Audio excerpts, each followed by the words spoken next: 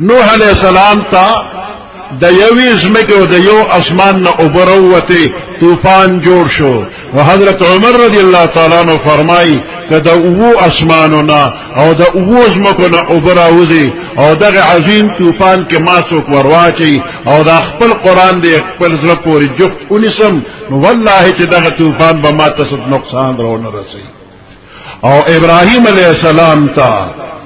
د دنیا خلق اور بن کړي دي کما ته د او دوزخ اور را جمع شي او پدې کې ما څوک ورواچي خدا خپل قرآن دې خپل زړه پورې اونې سما نو د او دوزخ اور به ما ته سو نه وي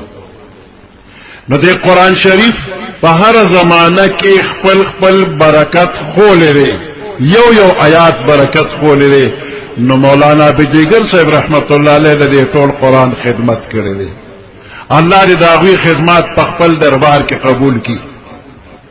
داغوی نه رسل داغوی بچی چې کم کردار ادا کوي د قرآن او د حدیث د دې خپل شریعت خدمت کوي الله دې دا همیشه جاری وساتي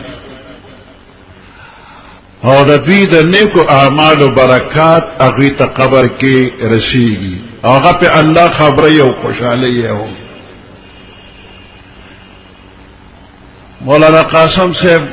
جماعت جوړ کړ او داغه جماعت افتتاح وشولا هغه ورځ ورغلو ما او بیا په سوال ما خوب لیدو نو خوب کې مولانا بیلیګر صاحب رحمت الله علیه په یو خپل پالنګ کې ناس دی سپین صادر پیویر دی او ناس دی او په دې کټ کې وسره لک شان شاته ز ناستو ما او مخه تبل کټ پاغه باندې خاص سپین صادر ویر دی او پاغه کې مولانا قاسم صاحب مخامخ ناستو او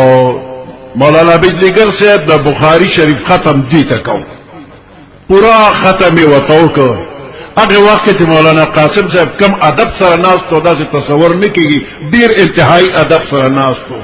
او چې کله ختم د بخاری شریف پورا وشو نو ما جیب نه څه پیسې راوېسته او مولانا بیلیګر صاحب لمه غلې ورکنه په خپل انداز کې ما ته دا سره علي وې دا سری نما وتا القاب ادب نه میدان قاسم جان دی دا دل ورکا هغه واغشت دي ته بیا ورکړل بل رزم دي ته دا خو مولید نه دا تا چې کوم خدمات کړی دي دا اغوی ته الله خو دلی دي په خوشاله او په انعام کې ختم بخاری تعالی درکړي نن چې کوم پروګرام دی کې د لری زه بزرګان او عالمان رالل د دوی بیانونه ویل او د قوم اوریدل دا یو عبادت ته الله دې قبول کړي او دوی ټول خاندان ته د اجر او ثواب الله پاک دې ورکړي او د دوی دا کورنۍ د علمي رڼا نه دې الله چرم خالی نه کړي او د دې فیض او برکت مولانا بیلیګر صاحب رحمت الله علیه ته دې الله ورسي سبحان ربك رب العزة عما يصفون وسلام على المرسلين والحمد لله رب العالمين.